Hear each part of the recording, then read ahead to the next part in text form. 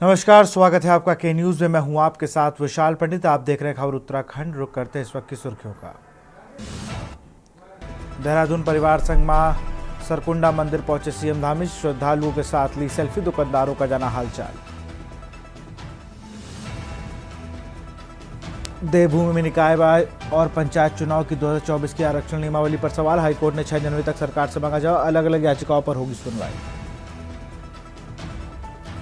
आबकारी विभाग के लिए राजस्व लक्ष्य निर्धारित। मौजूदा वित्तीय वर्ष में 4,440 करोड़ रुपए का लक्ष्य।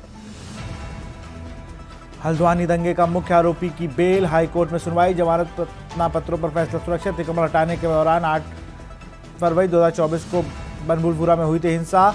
उत्तराखंड के 3 जिलों में हादसे के साथ 2025 की शुरुआत। बागेश्वर में 4 तो हरिद्वार में खड़े ट्रक में कार टकराने से 4 की मौत। उत्तराखंड में फिर बदलेगा मौसम का मिजाज। घना कोहरा बढ़ेगा। मुसीबत बढ़ाएगी ठंड। पहाड़ी इलाकों में मौसम विभाग ने जारी किया अलर्ट। आप देख रहे हैं के न्यूज, खबरों का सारथी। और बुलेटिन की शुरुआत करेंगे उत्तरकाशी की खबर के साथ, जहां बड़कोट में भाजपा ने कराई प्रेस वार्ता। भाजपा से नाराज कृष्णा राणा ने नाम लिया वापस। भाजपा प्रत्याशी अतुल रावत के पक्ष में दिया समर्थन। अध्यक्ष पद पर कुछ दिन पहले किया था नामांकन। कृष्णा राणा पार्टी हितों में फैसला लिया। बोले, निर्दलीय प्रत्याशी द्वारा लगाए गए आरोप निराधार। 2 परिवारों का आपसी विवाद, मेरे से कोई लेना देना नहीं। भाजपा प्रत्याशी ने कहा, मेरे लिए सभी लोग समान।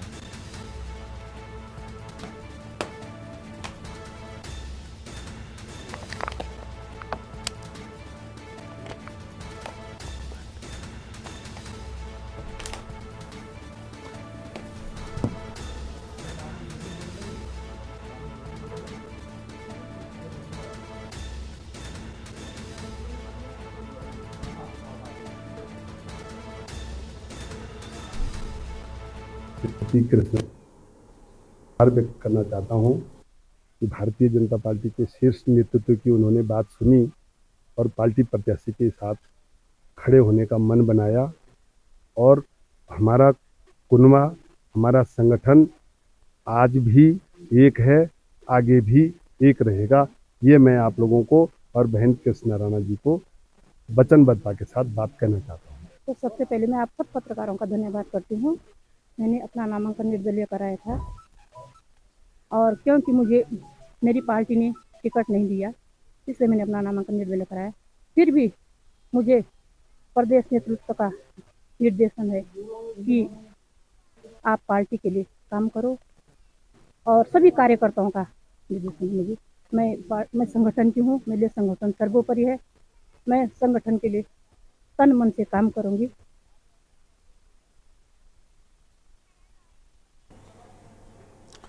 खबर देहरादून से। मुख्यमंत्री पुष्कर सिंह धामी आज सिद्धपीठ सरकुंडा देवी मंदिर पहुंचे, जहां उन्होंने मां सरकुंडा देवी के दर्शन कर विधिवत पूजा अर्चना की और देश प्रदेश के सुख समृद्धि की कामना की। इसी बीच सीएम ने श्रद्धालुओं के साथ बातचीत कर उनके यात्रा के संबंध में जानकारी ली। श्रद्धालुओं अपने बीच मुख्यमंत्री को देखकर काफी खुश नजर आए और उन्होंने मुख्यमंत्री के साथ सेल्फी ली। मुख्यमंत्री पुष्कर सिंह धामी ने स्थानीय दुकानदारों से वार्ता कर उनका हालचाल जाना।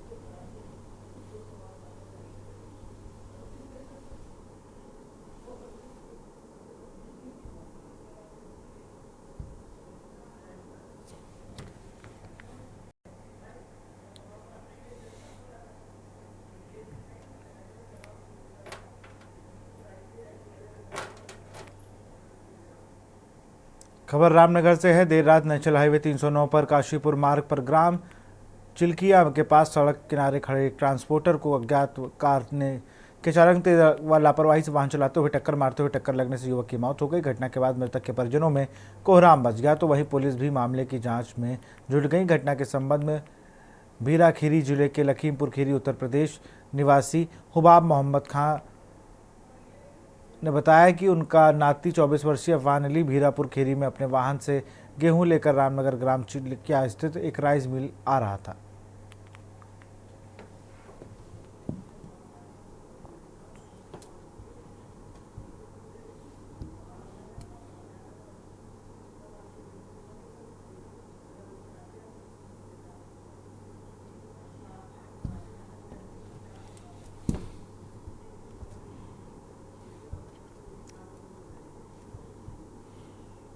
नाम था अफगन अली। ये हमारा नाती है, मैं इसका नाना हूँ। क्या मामला हुआ है? मामला ये हुआ, हमारा नाती जो है भीरा से गेहूं लोड करके चला था रामनगर के लिए। वहाँ से सही सलामत यहाँ रामनगर तक पहुँच गया। रामनगर से पहले एक गांव है चिलकुट, वहाँ पे गाड़ी साइड में लगा दी थी उसने कि गाड़ी सुबह आप जो है मिल में पहुँचा देंगे। चिल्किया के पास। चिलिया के पास में वहाँ गाड़ी लगा दी थी। उसके बाद उधर से वो उतरा, बाथरूम के लिए जा रहा था। एक अचानक अज्ञात गाड़ी आई और उसने ठोकर मार के खींचते हुए चली गई।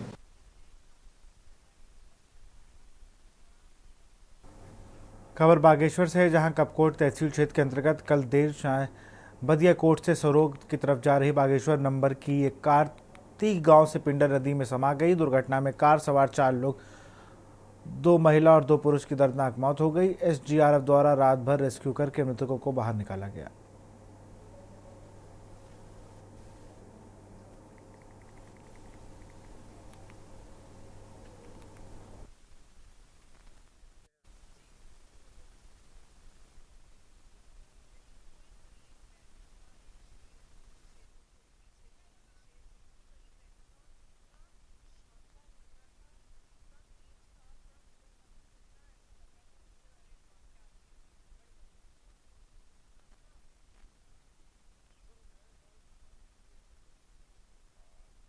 ये बहुत दुखद घटना है और हमारे कपकोट के दुर्गम क्षेत्र तीज के पास कल की जो घटना सामने आई है बहुत दर्दनाक घटना है और 4 ऐसे युवा लोग इस संसार से विदा हुए हैं। तो उससे पूरे कपकोट के क्षेत्र के अंदर बहुत दुख की घड़ी है। और तो ऐसे समय में हम सब लोग भगवान से प्रार्थना करते हैं कि मृत आत्मा को शांति और अपने चरणों में स्थान दे और जो परिवार संकट की घड़ी में है। फर्स्ट जनवरी की शाम को हमको एक सूचना मिली लगभग 6 बजे कि जो बदिया कोट के बाद 3 गांव है, वहाँ पे एक ऑल्टो कार नीचे खाई में गिर गई है, जिसमें कुछ लोग होने की संभावना व्यक्त की गई थी गांव वालों के द्वारा। तो इसके उपरांत इस तौर पर थाना कपकोट, फायर कपकोट और जो एसडीआरएफ की टीम है वो तुरंत ही वहाँ रवाना हुई। जब तक वो टीम वहाँ पे पहुँचती तब तक गांव वाले नीचे जा चुके थे। तो उक्त कार में 4 व्यक्ति बताए जा रहे थे, जिसमें 2 महिला 2 पुरुष थे, जिनकी उम्र 30 से लेकर 34 वर्ष के बीच में है। तो गांव वालों के द्वारा तो 3 शवों को देखा गया था, उनको बाहर मतलब उनको रिकवर किया जा चुका था। जब मौके पर हमारी टीम वहाँ पे पहुँची, सबकी जॉइंट टीम पहुँची, तो इसके बाद रात को जो 3 लाशें थी, जिसमें 2 महिला और 1 पुरुष की लाश थी, इसको सकुशल एसडीआरएफ और फायर स्टेशन कपकोट, थाना कपकोट और जो लोकल लोग थे उनके द्वारा रोड पे लाया गया, जो कि लगभग 500-600 फीट नीचे गिरे हुए थे। खबर हरिद्वार से है। देर रात हरिद्वार दिल्ली हाईवे पर हुई सड़क दुर्घटना में हरियाणा के रेवाड़ी निवासी 4 यात्रियों की मौत हो गई, जबकि एक यात्री गंभीर रूप से घायल हो गया, जिसका इलाज एम्स में चल रहा है।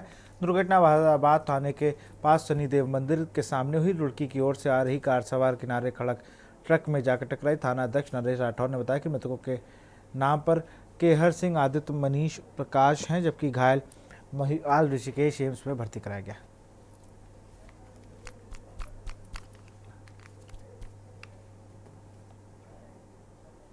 हेलो बताइए भाई ना रे। अरे भाई आराम। नगर निगम चुनाव में मेयर पद के लिए नामांकन पत्रों की जांच का आखिरी दिन देहरादून में संपन्न हुआ। इस दौरान नामांकन पत्रों की जांच की गई और उम्मीदवारों के दस्तावेज का सत्यापन किया गया। नामांकन पत्रों की जांच के बाद यह तय किया जाएगा कि कौन से उम्मीदवार मेयर पद के लिए चुनाव लड़ने के योग्य हैं। वहीं रिटर्निंग अधिकारी जय भारत सिंह ने बताया कि सभी उम्मीदवारों के नाम निर्देशन पत्र सही पाए गए हैं। कोई भी पत्र ऐसा प्राप्त नहीं हुआ जिसका स्वीकार नहीं किया जा सकता।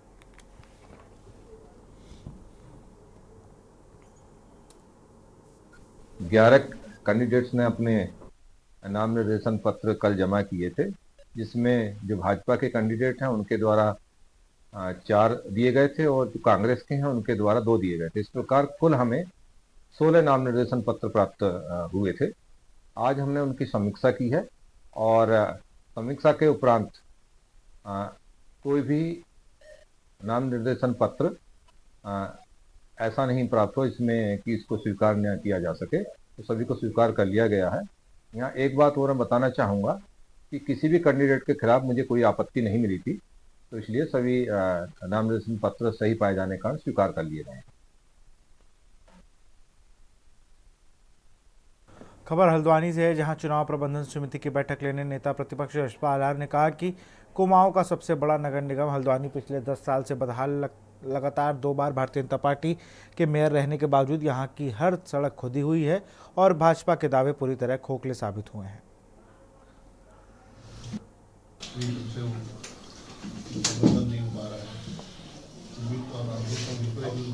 कह रहे हैं ना, वो मेरी उनसे बात हो गई थी, सारी बात हो गई थी, अब स्टार्ट हो गया है, अब नहीं हुआ क्यों? अब देखिए क्या चूक रही है, क्या कमी रही। जो हमारे पहले प्रत्याशी थे उनका पर्चा खारिज हुआ, फिर एक नामांकन और किया गया है, उसका भी अपहरण कर लिया गया। तो सही मायनों में भाजपा जहां पर हार रही है, वहां पर इस तरह के हथकंडे अपना रही है। कुल मिलाकर पूरे प्रदेश में हमने जो देखा है, हमने योग्यतम उम्मीदवार दिए हैं, बेहतर उम्मीदवार दिए हैं। हाँ, कहीं पर कोई कमी रही है, जो हमारे आज कई प्रभावी नेताओं ने नामांकन किए हैं। विकासनगर अंतर्गत हावड़पुर नगरपालिका चेयरमैन पद पर कांग्रेस प्रत्याशी यामिनी रोहिला का नामांकन निरस्त हो गया है, जिसमें उनकी जाति प्रमाण पत्र और तहसीलदार की रिपोर्ट के आधार पर बनाया गया है, जिसके चलते अब कांग्रेस प्रत्याशी उनके वकील की ओर से हाईकोर्ट दरवाजा खटखटाने की बात कही है।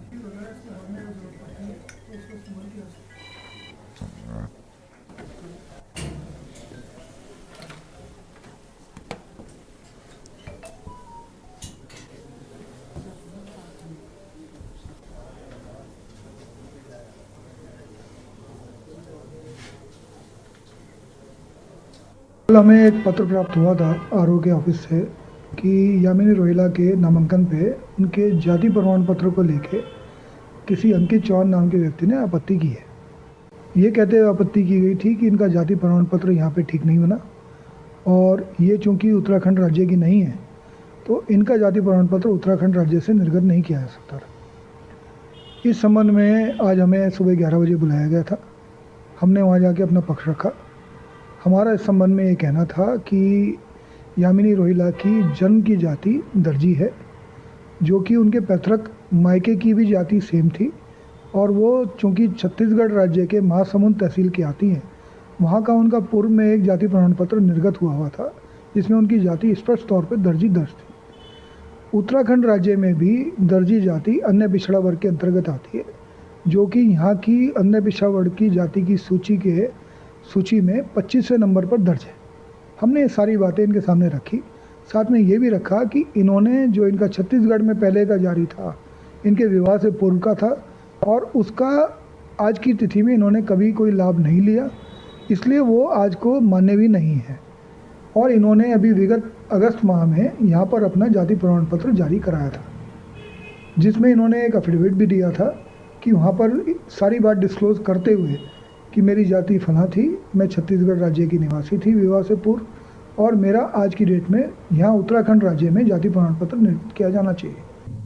नामांकन पत्रों के जो उसके लिए जो निर्धारित तिथियां हुई थी घोषित, उसमें 31 दिसंबर और 1 जनवरी का दिन तय था। इस अवधि में एक प्रत्याशी, महिला प्रत्याशी के अन्य पिछड़ा वर्ग का जो प्रमाण पत्र था उनका ओबीसी कास्ट का, उस पर आपत्ति दर्ज की गई थी कि यह प्रमाण पत्र वैध नहीं है, यह छत्तीसगढ़ की महिला हैं और इस क्रम में इसके मतलब चुनौती दी जा सकती थी। इसलिए इस प्रकरण पर 2 दिन का समय लगा और ये प्रक्रिया आगे चली। खबर विकासनगर से है, जहां निकाय चुनाव को लेकर नामांकन प्रक्रिया बाद आज नाम वापसी का दिन रहा, जहां विकासनगर नगर पालिका चेयरमैन पद पर एक नाम वापस और एक नाम निरस्त होने के बाद महज 3 प्रत्याशी चुनाव मैदान में हैं, जबकि विकासनगर नगर पालिका में 11 वार्डों में 6 प्रत्याशियों द्वारा नाम वापसी के बाद 31 प्रत्याशी बचे हैं। 11 से नाम वापसी के बाद पूजा निर्विरोध सभासद चुन लिया गया है।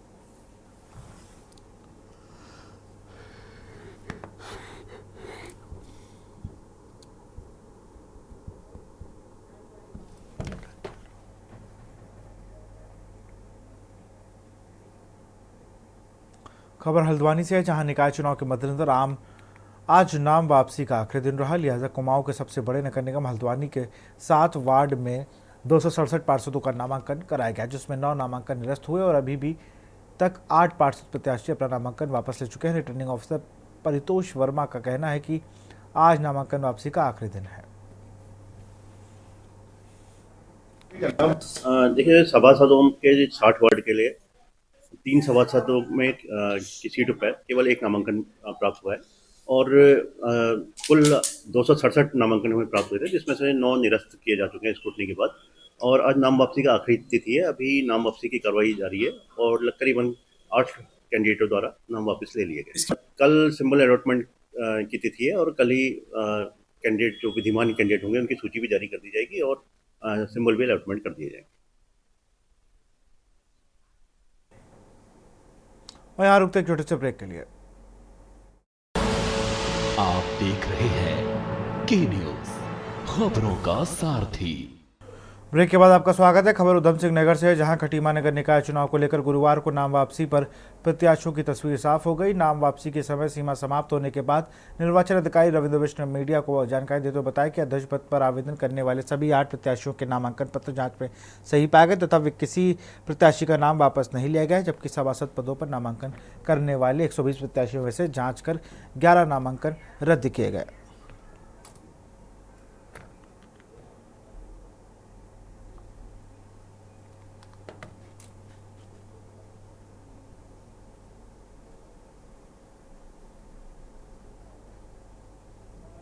नगर पालिका परिषद खटीमा के अध्यक्ष पद हेतु 8 प्रत्याशियों ने अपना नामांकन पत्र भरा था और सभी सही पाए गए थे, तो किसी का भी निरस्त नहीं हुआ था।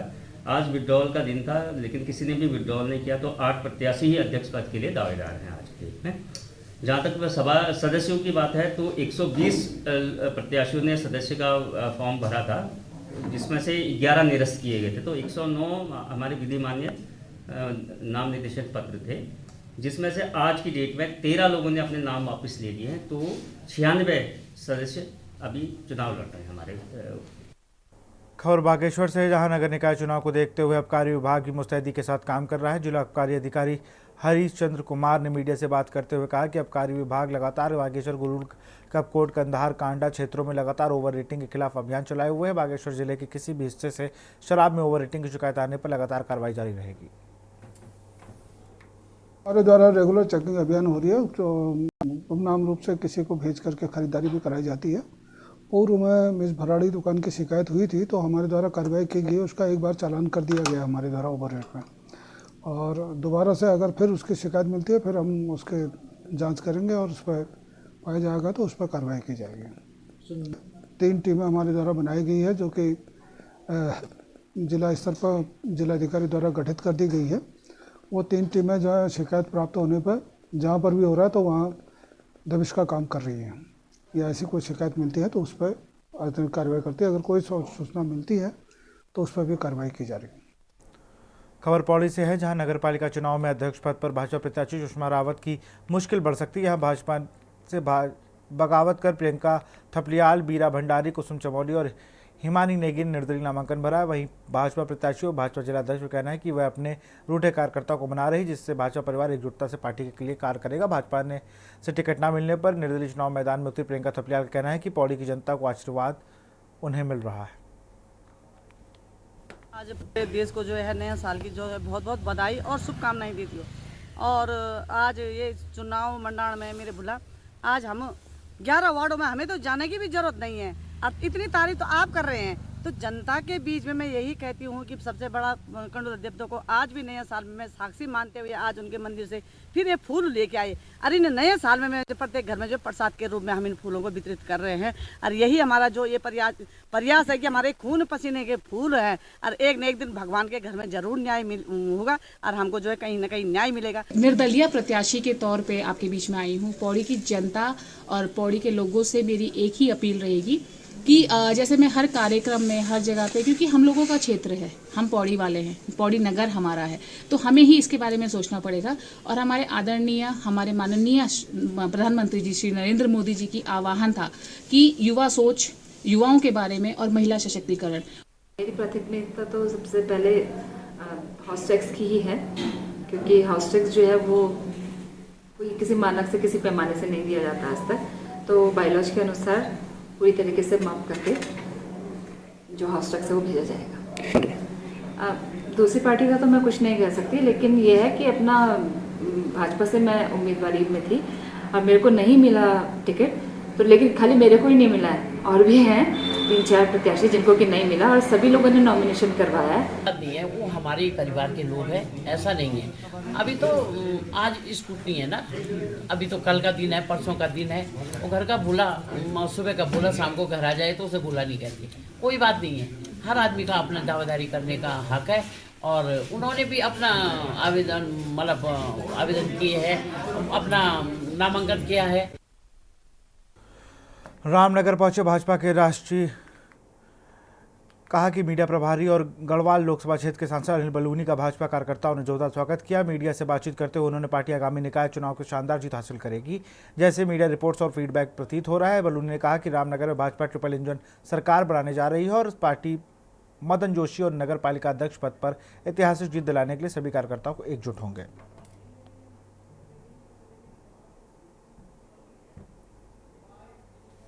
जितना आकलन है, जितनी हमारे पास इनपुट है, मैं इन सब के आधार पर आप लोगों से कह सकता हूं कि भारतीय जनता पार्टी जो निकाय चुनाव है इसमें बहुत जबरदस्त तरीके से जीतने वाली है।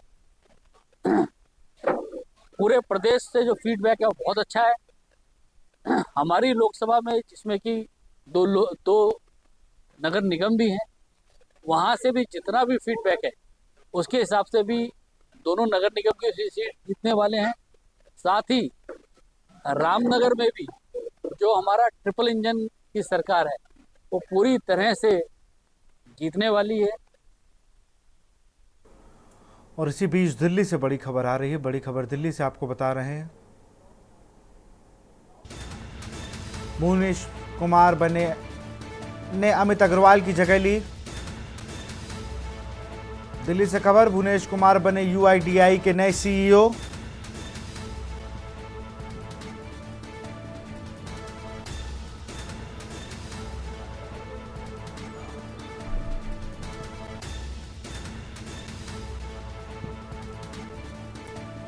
भुवनेश कुमार बने यूआईडीआई के नए सीईओ। यूपी कैडर के 1995 बैच के आईएएस हैं। इलेक्ट्रॉनिक्स आईटी मंत्रालय में रहे हैं अतिरिक्त सचिव।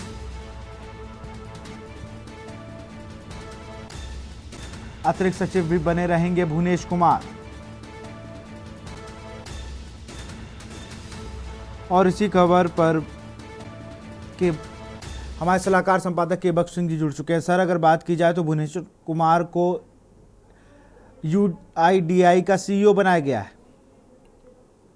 विशाल, ये सुबह से यूपी के जितने आईपीएस और आईएएस अफसर हैं उनके लिए बहुत अच्छी खबर है, क्योंकि सुबह ही होम मिनिस्ट्री ऑफ इंडिया ने उत्तर प्रदेश के 16 आईएएस अफसरों को, आईपीएस अफसरों को जो यूपी कैडर के हैं उनको इम्पैनल कर दिया है भारत सरकार में, जो आईएएस स्तर के। दूसरी खबर इम्पोर्टेंट ये है कि भुवनेश कुमार जो आपने बताया जिस बैच के आईएएस अधिकारी हैं, ये बहुत ही सुलझे हुए आईएएस अधिकारी है और कई दशकों बाद unique IT of India authority का इनका है सीईओ बनाया, मतलब मुख्य कार्यपालक अधिकारी बनाया गया। ये दशकों से इस पद पे अमित कुमार रहे हैं और रिटायर हो गए हैं।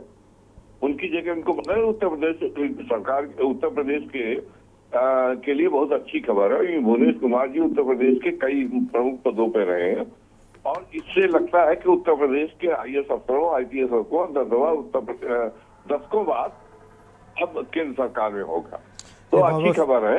बिल्कुल सर, बहुत बहुत शुक्रिया आपका तमाम जानकारी के लिए। अतिरिक्त सचिव भी बने रहेंगे भुवनेश कुमार।